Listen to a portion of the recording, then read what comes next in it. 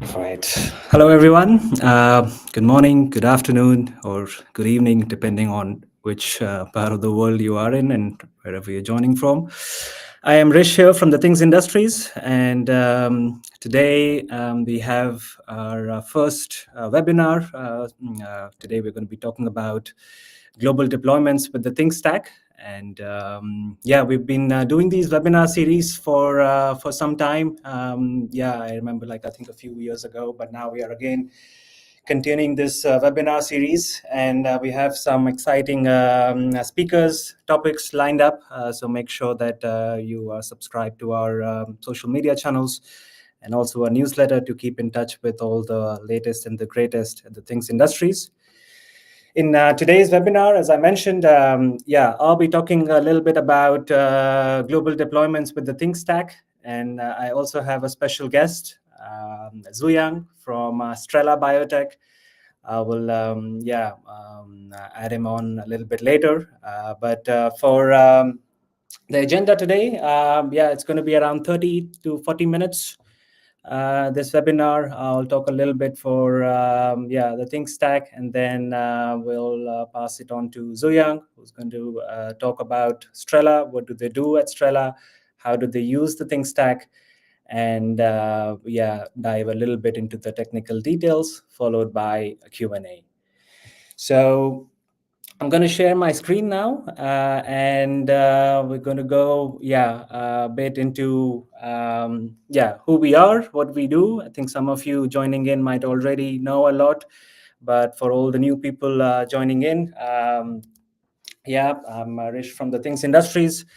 We're a company based in the Netherlands, and we've been an active contributor to the LoRaWAN standard. We hold IP talent, and we also develop an ecosystem that is focused on enterprise IoT LoRaWAN deployments. We've been active for quite a long time now, almost since 2015. In about a month's time, we'll be celebrating our 10-year anniversary. So we've been there for quite some long time. Have seen how this LoRaWAN industry has matured, how it started, and where it is now. So super happy to be part of the Things Industries for a very long time.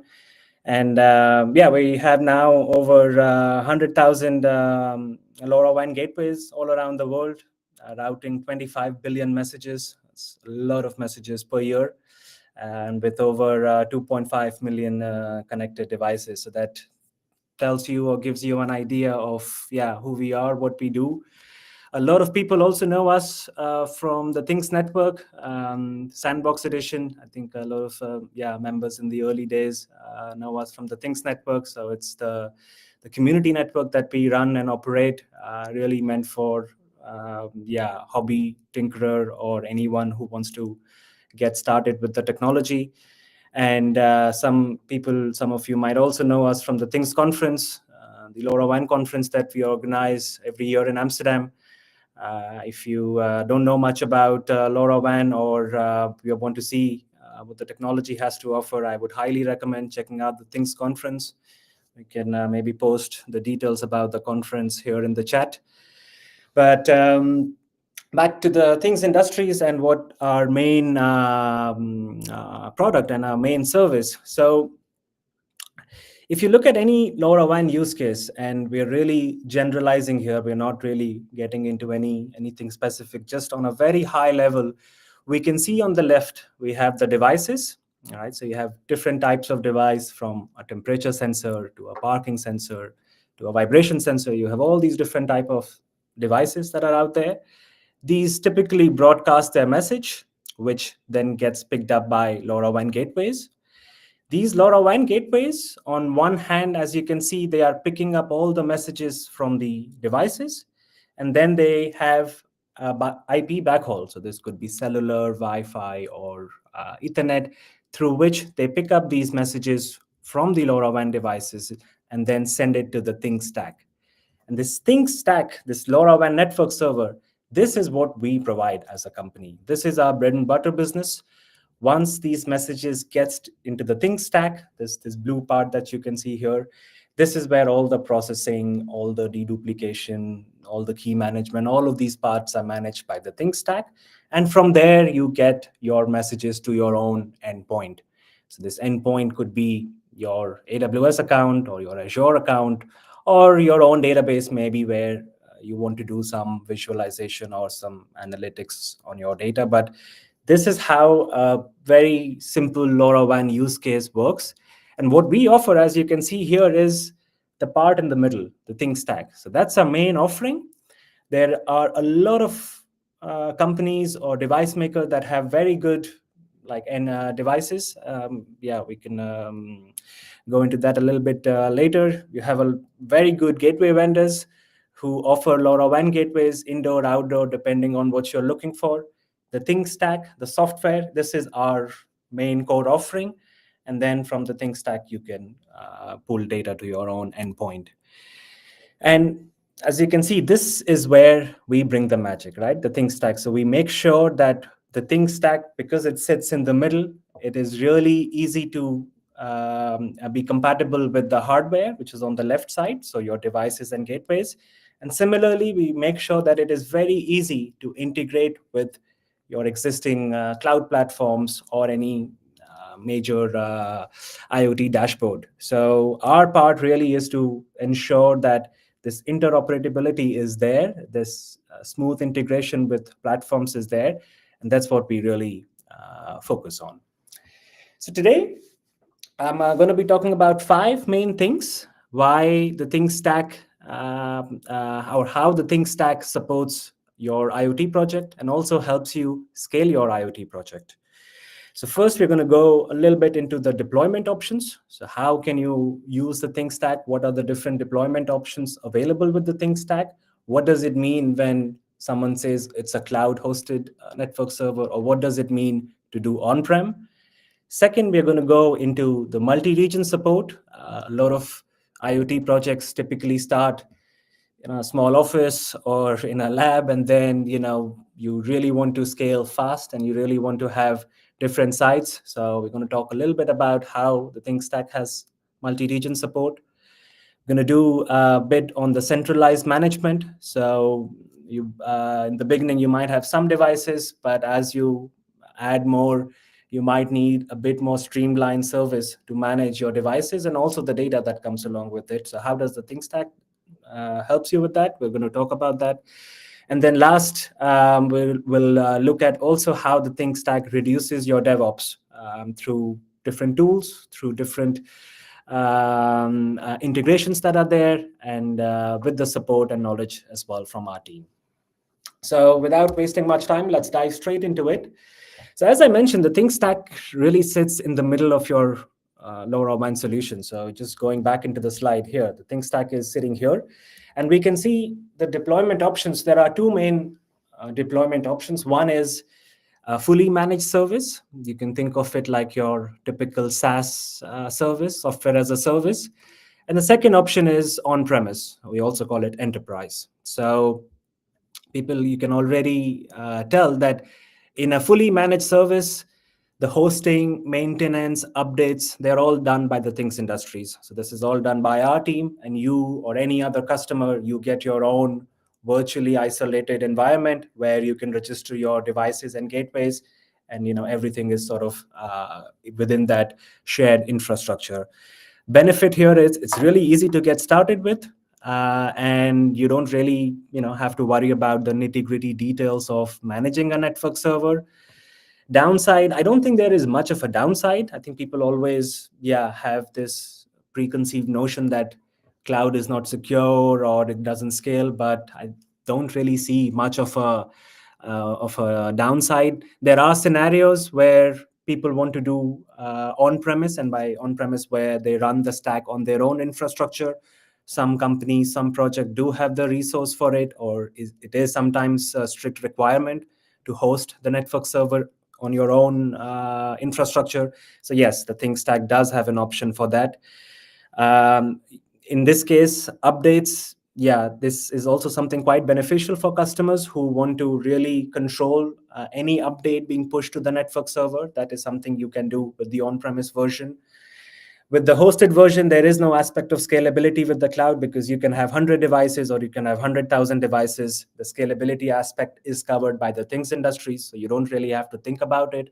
But if you're doing on-premise, you as the customer have to think about, if you have 100 devices and then tomorrow you're going to have 1,000 more devices, you need to think about your infrastructure before adding more devices, right? So these are some main differences. Some of them are very obvious. Some of them you might want to know more about. On the on-premise version, we offer three main distribution options. So we offer Docker containers. A lot of you would be familiar with that. And that is if you are going to do on-prem.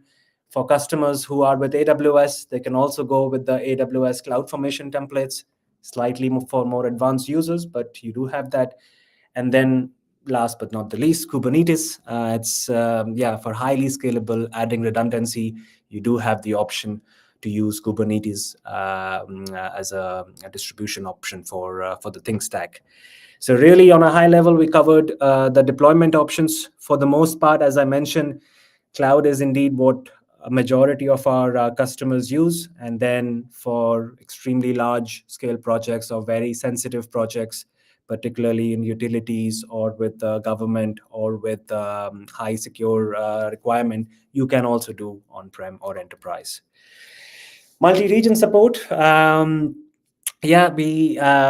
see that a lot of projects start small and then they scale really quickly. The ThinkStack Cloud as well as the enterprise option have support for multi-region. So Europe, US are already something out of the box, but we have also added Australia, Japan, and a cluster in the UK. So this means that wherever you are, you can register your devices and gateways in that respective cluster. Sometimes it may become a requirement that data does not have to leave a certain continent or a region. So in these cases, it becomes quite handy. We also have a lot of different frequency plans. Within US, for instance, you have few channel plans. Within Europe also, there are a couple of them. So you can select which frequency plan your gateways and end devices are going to follow, and just makes the whole process quite easy. There are also scenarios when there is a new region and you may want to test out a new region first with a draft frequency. So again, all those options with regards to frequency plans are available with the ThinkStack. Like as I said before, it goes for both cloud as well as for on-premise. Centralized management, again, very important if you are managing a lot of devices. Again, a lot of devices means different things for customers, but the fact that you can have a single console or a user interface to manage gateways in Australia or gateways in the UK or US, that makes that process quite easy.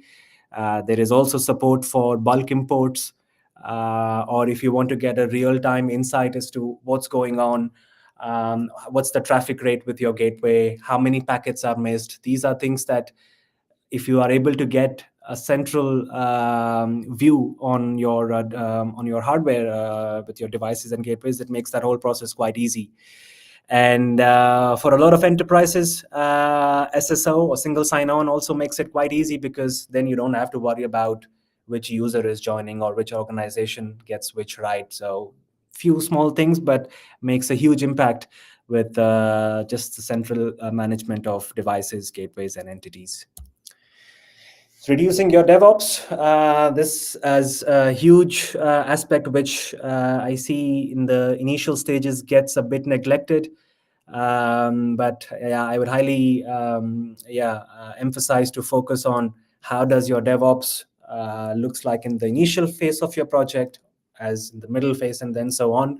With the ThinkStack, you can see gives you a lot of tools and a lot of resources to work with reducing your DevOps. So of course, as I mentioned, with the cloud option, all the updates in all the newer releases, they are all taken up by our team, so you don't have to worry about that. But also a lot of integration with cloud platforms, or having access to the network operations center, are already baked into the product. So you can really build your own monitoring tools, for instance, or you can have your own system to check if something goes wrong or if a gateway is offline. So it has all your tools, which allows you to reduce your DevOps and helps you later with lowering your cost of the solution. Last but not the least, the leveraging this support from our team. As I said, we've been operating now for 10 years. I've seen a lot of projects fail and have seen some projects scale. I mean, with IoT, I think this is something that we all know. It takes a lot of time and effort to get a project from 0 to 1 and from 1 to 100. Our team has had plenty of experience helping out customers with debugging, with troubleshooting, consulting on specific things. How do you pre-provision your gateways, or how do you manage your root keys, for instance?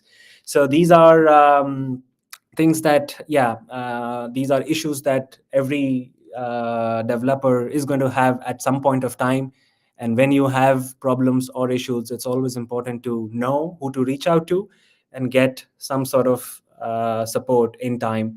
So our have a team is available with different support plans, and we offer 24/7 coverage. So if you have any requirements for any value-added support or consulting, do let us know. And we also make sure that we have a very good relation with most of the device makers out there.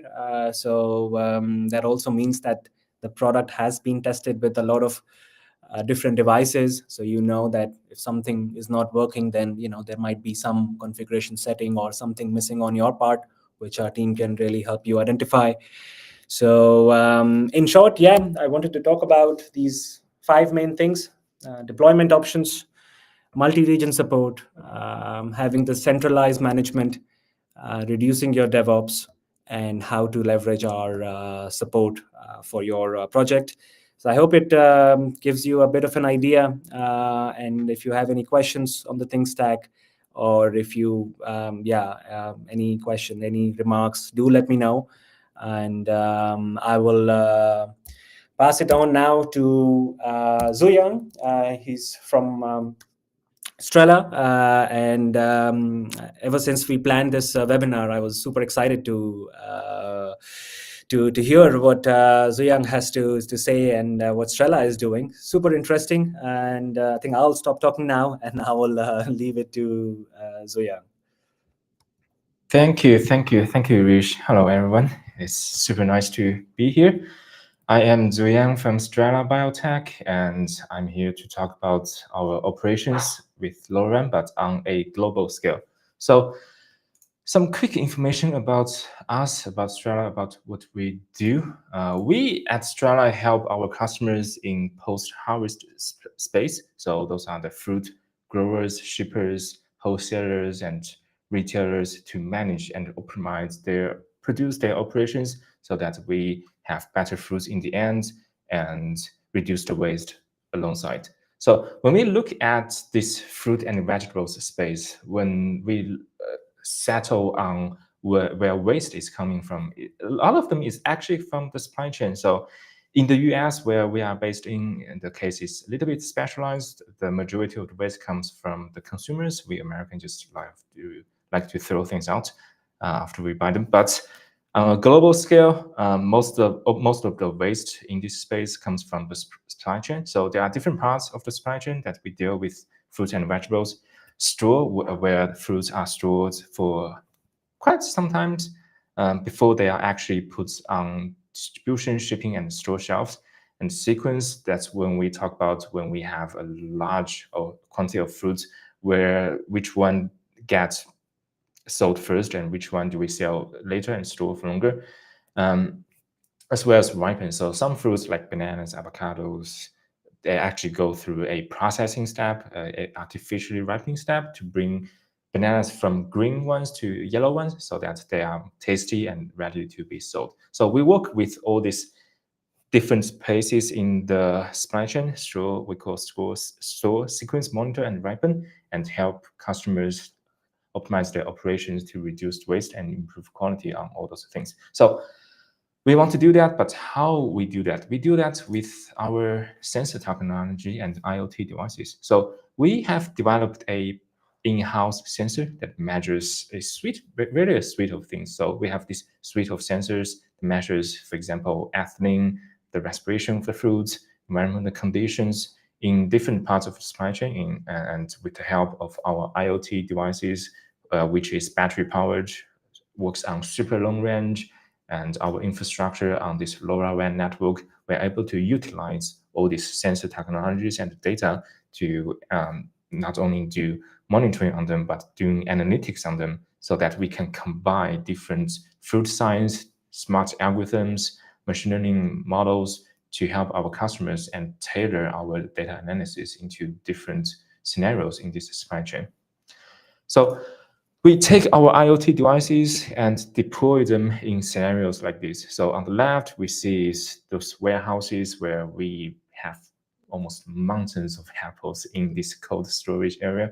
On the right, those are ripening rooms with boxes, a lot of boxes of bananas going into one of which, and they go through a week of artificial ripening process to make them tasty. And in the middle, this is a grocery store that we put our devices in, if you can see it on the pillar, and to monitor the conditions in like warehouses or stores to make sure that everything is working as expected. So when we put IoT devices in these scenarios, it becomes quite challenging because we are dealing with fruits and there's a lot of water in those fruits. There's a lot of solid matter in those fruits. And whenever those water are in the way of these radio signals, it creates a lot of, say, interference with them, and it drops the signal strength by a lot. That's where we are going with LoRa. This is the best technology we have seen so far that can give us super long range, that can allow our devices to run on batteries for at least a year. And that just makes our operations much easier once we go with this IoT technology. So far, I'm here to talk about our global operations. So our customers were able to see in the end, once we have all the devices set up, that of course, we can see some visualizations on the conditions and graphs. We have some recommendations based on them into different applications. For example, this wrapping application where we are processing a lot of bananas in one facility. And since the fruit and vegetables business is global, our customers are very global. So far, we have been in 20 plus countries, in 6 continents. But the most proud thing we have from an engineering standpoint is that we have one hardware SKU to cover all of them. And if you have experience managing devices and deployments and manufacturing and supply chain, you know how powerful one SKU is and how things are really easier if you have one SKU where you don't have to worry about like multiple hardware SKUs. So the way we achieve that with the things industries is really that we have designed our IoT technology stack to be engineered for global simplicity. Like we said, we really put a lot of effort into that. We are making one version of the hardware, one SKU that runs on the same hardware, running the same firmware that works everywhere. So the way we do that is that on the hardware side, our radio front end, our matching networks, our antennas are tuned for both 868 and 915 megahertz frequencies that are used in most countries. So obviously, there's a lot of work to be done there. And I think in the end, you do sacrifice just a little bit of performance, a little bit of range to get a wider bandwidth that your radio system is working in. But I think that's a very reasonable sacrifice. So on the hardware level, it's compatible with this wide range of frequencies. On the firmware level, we have a LoRaWAN stack that's capable of working with different regional parameters. That's how LoRaWAN is defining how we should work in different regions, and the firmware can switch between different regional parameters on remote commands on these downlinks that we can send to the devices. So as a result, our hardware, our firmware we have all these supported regions, this region parameters, and that covers just the majority of the country worldwide. On the gateway side, we still have to go with 2 hardware SKUs. We don't make the gateways ourselves. We still buy our gateways from our suppliers. And I really wish there's a global gateway option, but so far we have 2 hardware SKUs. But we do manage a global SIM, so at least once we have the gateways, the SIM cards on them is globally managed. We can use the same gateway in different regions. And of course, thanks to TTI, the Things Stack, and the Things industries, our data pipeline and backend is really region agnostic because everything is the same. Speaking of which, the Things industries has been a key enabler in our operations, in how we scale, how we manage our IoT operations. So, like Rish mentioned, we really like that it's a global hosted services. So, being a managed services that we don't have to manage our own service. We don't have to manage our deployments. The team at the Things industry has been really keeping the uptime high, and we just take advantage of that.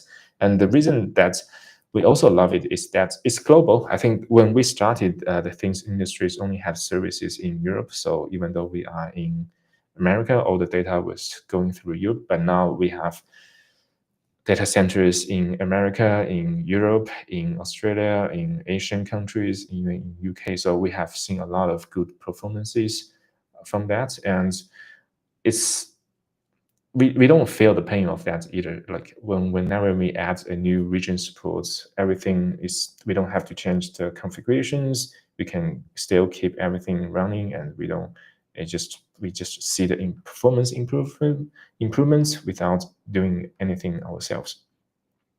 Another big thing that Think Stack has, and I think we also thank the latest or the newer basic station protocol that we have working with the gateways, is that we are able to remotely change the region configuration on the gateways too. So if you configure this basic station with this LNS thing on the gateway and the Things Stack, so the Things Stack becomes the one who sends commands to the gateway to tell the gateway which region is the gateway should be on, instead of doing it from the gateway side. So that really gives us a centralized management platform to change the settings on the gateway. So we can buy a bulk of gateways and for example, 915 gateways, and we can remotely configure them to be US gateways or Australian gateways or some Asian gateways. So that has been really beneficial for us in our operations and management of not only devices, but also gateways. And of course, we use other cloud services like AWS, Azure, and I would say the integration from the Things Stack or faster Things industries to those platforms has been very easy. So yeah, on AWS, you just take a CloudFormation template and just basically copy paste that into AWS, and AWS will spin that up in a few minutes. Afterwards, you get everything in AWS IoT core, and then you can do all these crazy things within AWS. And so since we are also making our own devices, our interaction with the Things Stack actually starts when we are manufacturing these devices, because during manufacturing, alongside with this physical assembly, alongside with this putting things together, we also flash firmwares on them, the firmware as QC, and we extract all these different IDs from the device, all these serial numbers, and that's when we actually register the devices into the Things Stack. So because we want to have a device that's coming from a manufacturing line that's workable, so we don't have to provision the devices again. We don't want our customers to provision these devices again. So for our customers, it's really a zero-touch deployment where they just get the device, they turn it on, and it will start working for them. And I would say the console API and the CLI really helps us integrating our workflow, our manufacturing workflow, and our operations workflow into how we register and manage and update our devices. So when we have been doing this for quite a few years now, and we have different versions, hardware revisions of the device, different firmware versions of the device, and the things industries also allow us to have this per device payload formatter. So even when we have different, for example, firmware that transmitting different data in different formats, as long as we can get the per device data formatter to decode the data and generate this roughly the same readings in the end, that means that it will generate the same data in the end. So our data pipeline don't have to manage different versions of the firmware. It will all appear as the same to our backend services. That means that even though we say we upgrade the humidity sensors, even though we upgrade how we measure the humidity, as long as we have the payload formatter per device configured, in the end, everything is still compatible with everything. We make our own devices, but at the same time, we also utilize this wide range of third-party devices from all these different device manufacturers, because although our in-house devices are very capable, for some applications, we still need, for example, another humidity sensor, another liquid level sensor, another pressure sensor that is widely available by third party. So there's a device repository feature on the things industries where you can just select the device you want and put the third party devices into the network, and that just super easy to do. And last but not least, so the network operation center, like Rish mentioned, we actually use it all the time because we deployed those gateways in many locations, and a lot of locations is in the warehouse, is in a distribution center, is in some wrapping rooms where there's not good cellular service, there's not good Ethernet service, and we use this network operation centers a lot to debug and troubleshoot the connectivity issues on our gateways, the connectivity issues on our devices as well. And we have found that it really helps with our operations and communications with our customers. And there are a few things we wish we had known before we started deploying in LoRaWAN solutions. Obviously, the first thing is to understand LoRa and LoRaWAN itself, to understand its technology, that it has benefits like great range, it's very battery friendly. It also has its limitations. For example, we are not able to transmit a lot of data through that. There's pretty aggressive limits on how long a message can be in the US. I think that message can be as strict as 11 bytes. In EU and other regions, it's less strict. You can get 51 bytes in one message, but you just have to understand what you are dealing with. And when you are dealing with that, a lot of times you are interacting with the radio stack itself on the firmware level, on the network level, and it can take quite some time to understand what's going on. But when we pick for example, a software provider, a service provider for the backend, of course, how our growth predictions and pricing implications also comes into space. There are other players in this field, but the things industries fits best with not only on the technology wise, but also on the pricing wise, to be honest, where we have this vast number of gateways and devices, and we really like the model of being charged by our usage on the devices as well.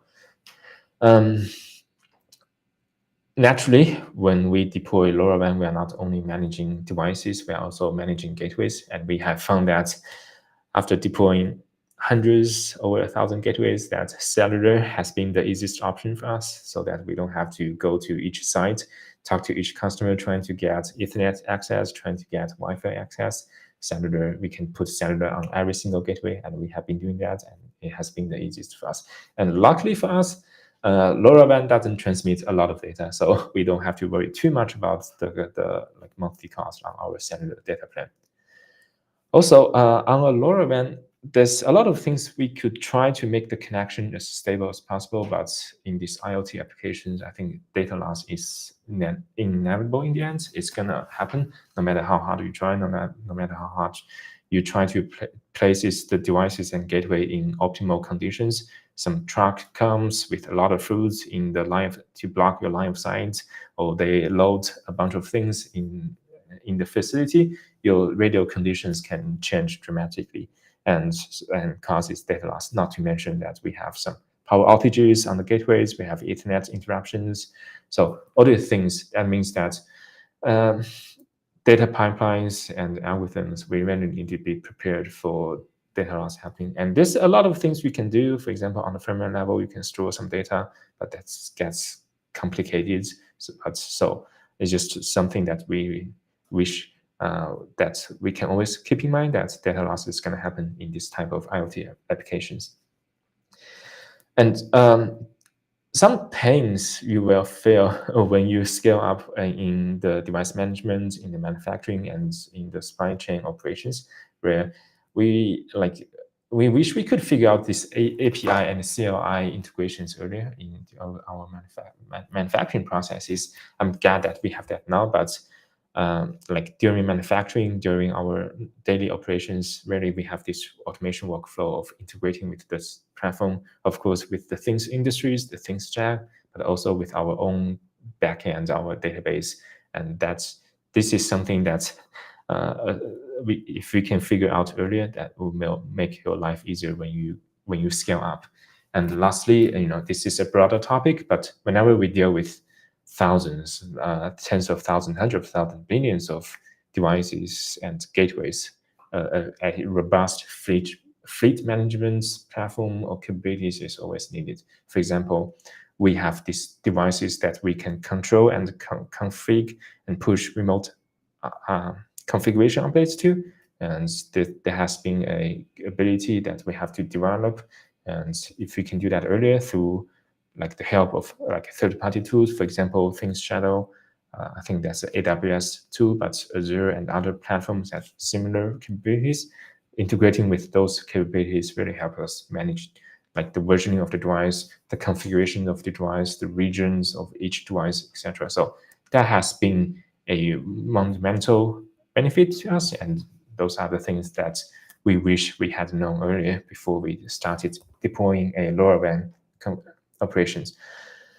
All right, so thanks everyone. That's the presentation from us talking about how we operate in the IoT space globally.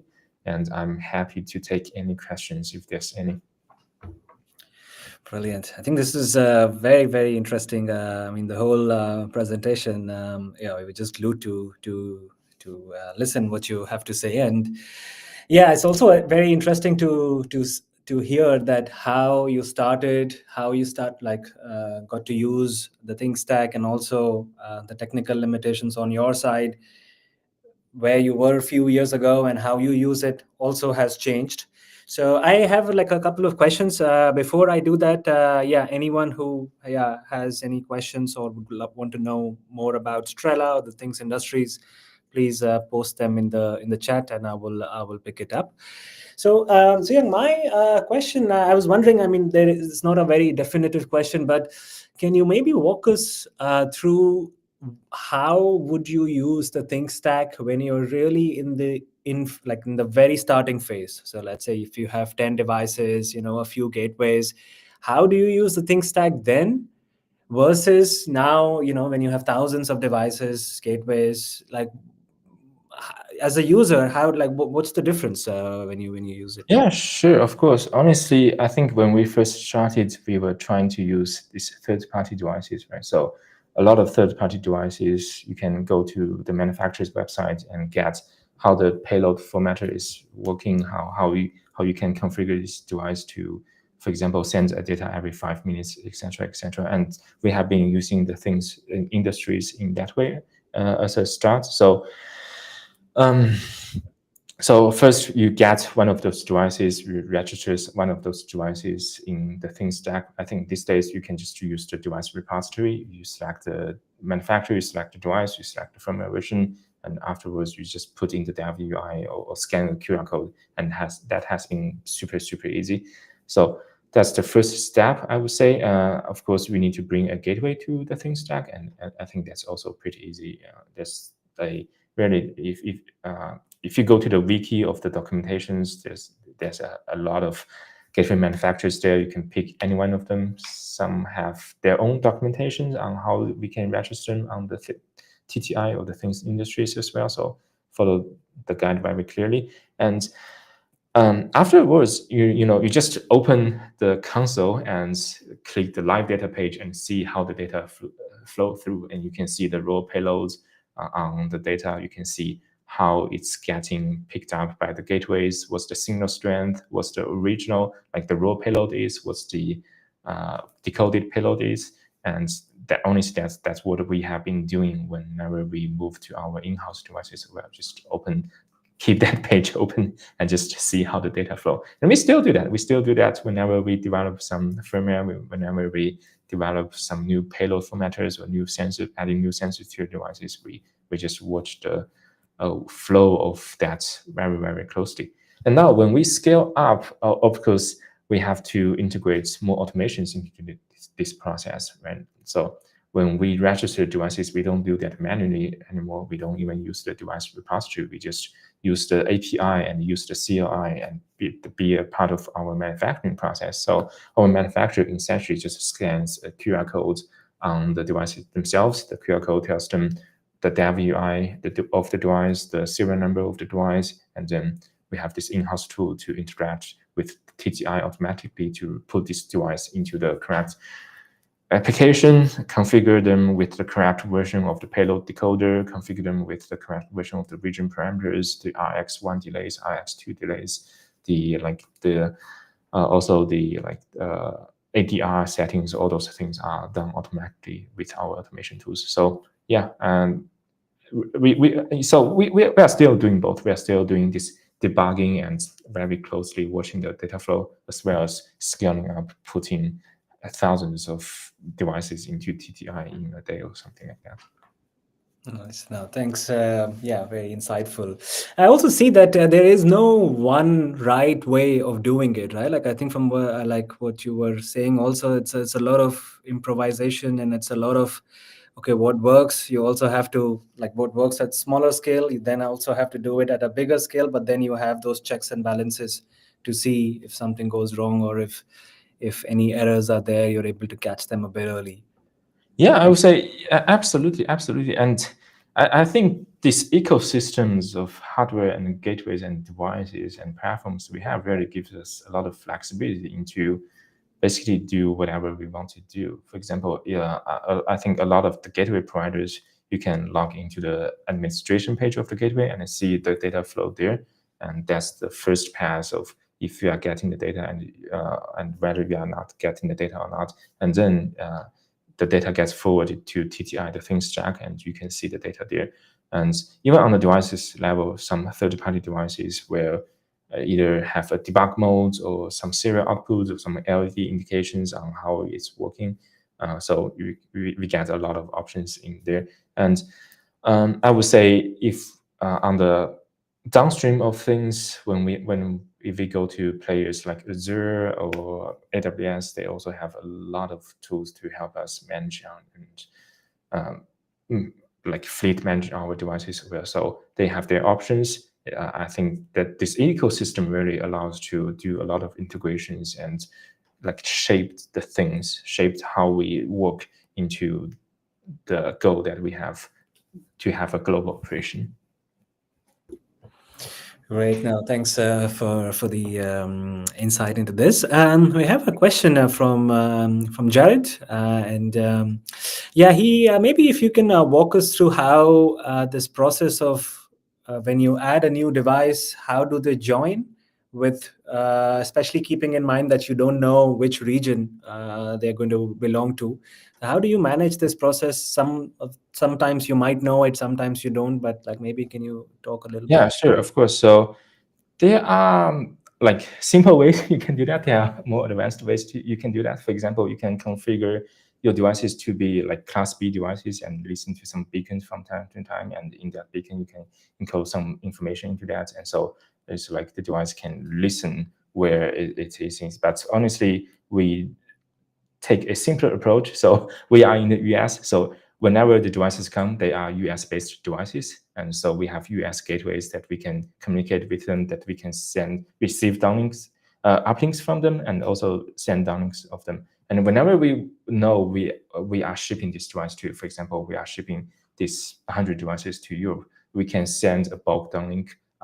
Like we can send downlinks to those 100 devices, telling them to become EU devices. So they would self be EU devices, and they would shut off for like 3 days for shipping. And we kind of when we have a confirm, when we send a confirm downlink, and when we have a confirmation, when we have the acknowledgement from that downlink, we know that message has been delivered. They have been transformed into a EU device.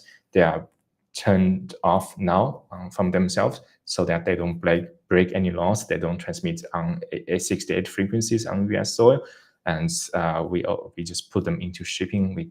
We have this external on-off switch. We turn the on-off switch off. It doesn't cut the power. It just tells the device not to send any data, and we ship them out. When they arrive, the customers just opens the box, turn the devices on. They can transmit data in EU frequencies now. Great. Now, this is, I hope, Jared, that answers your question or gives a bit of insight as to how, this can be managed.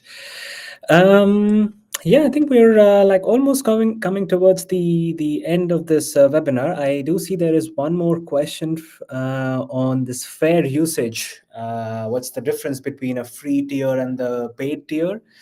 Yeah, I can take this one. The main difference between the free plan and, let's say, like the ones is like the free plan is really designed for you to test and make sure that the LoRaWAN as a technology fits into the use case or the solution that you're trying to do. The thing stack or the devices that you have selected fits in really well. Sometimes one of the things might not really fit in, so like the free plan really gives you all the tools, all the features that the platform has to offer, and you can test it without being charged. And then once this is good, this is what you want to use, you can then move to the paid versions or to the ones with the commercial license. I hope that answers your question, Jared. So I think that is the end of this webinar. Thanks a lot, Zuyang, for joining in. And Sure.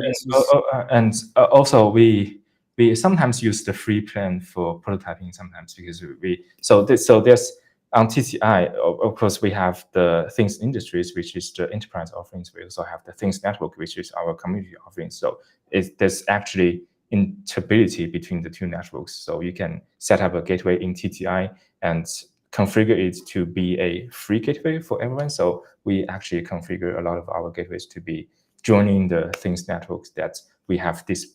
You guys have this packet forwarder built into these different regions, different platforms, that you can forward the packets into from like different clusters or different instances of this the Things stack, right? So we have been doing that, and in our experience, it used to be that the Things Industries and the Things networks are on different stacks, like V2 and V3, but at this moment, like since a few years ago, they're on the same stack. So like the experience for us is really the same. There's some device like limitations, like number limitations on the free plan, but other than that, we couldn't tell any difference, to be honest.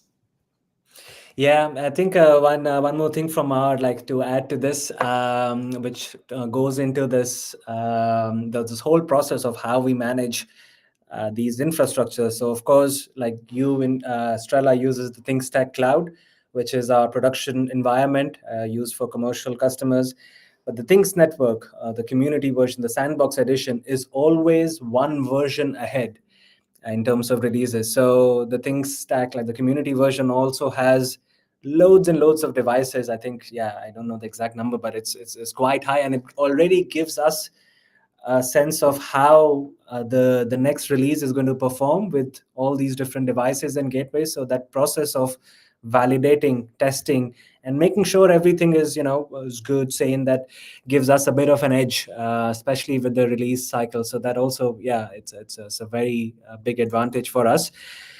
The community edition, as I think the name suggests, we don't really recommend it for commercial reasons, because it's just not advisable. And whether you should use it or not, that always is, depends on your use case on or your business. I think from our point of view, we always recommend using the ThinkStack Cloud for any industrial or production use case, and for testing or for low level, just to validate your use case. The free plans are pretty good for that. Yeah. Also, I think Jerry has a question on the fair use policy. So, Yeah.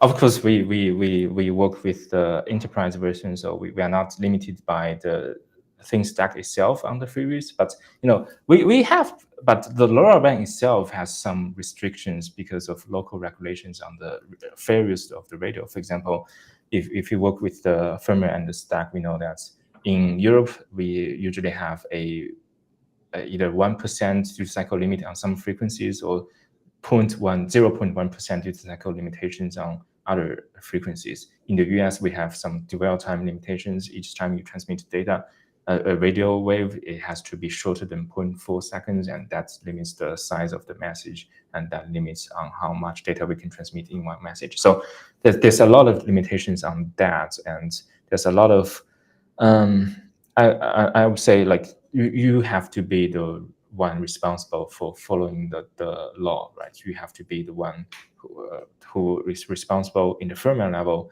that you are not breaking any of the local regulations when you go to a different region. And that has been that has been a fun process for us, to be honest. Like, whenever we go into a new country, a new region, we always have to read some of the local regulations and make sure that we are complying with all the regulations. And usually this is done on the by the software provider of your LoRaWAN stack, or the module provider, but it's not always guaranteed. And a lot of times the way that we enforce those policies, the providers enforce those policies, may not be preferable to us. For example, we have this 1% limit regulation, like duty cycle regulation in EU, but sometimes you are allowed to have some burst of messages and then cool things down over time.